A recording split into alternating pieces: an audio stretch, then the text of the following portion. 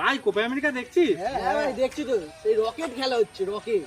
আমাদের তো কোনো চাপ নেই, আর্জেন্টিনা কোয়ালিফাই করে গেছে, কাপ আমাদের ঘরে। ওই আশায় বসে থাকো, শুধু কোয়ালিফাই করেছে, কাপ আর নিতে হয় না। কি বললি? ও দাদা মারছেন কেন? কি বলবো, ও বলে কাপ নিতে পারবে না। ও জানে আমার 14 গোষ্ঠী আর্জেন্টিনার ফ্যান। 2021-এ যখন মেসি কাপ নিয়েছিল তখন তো আমার দাদু, আমার দাদুর বাবা, আমার দাদুর মা সবাই স্টেডিয়ামে খেলা দেখতে গেছিল। আনন্দে তারা, কি বলবো, আনন্দে তারা মরে গেছে হার্ট অ্যাটাক করে।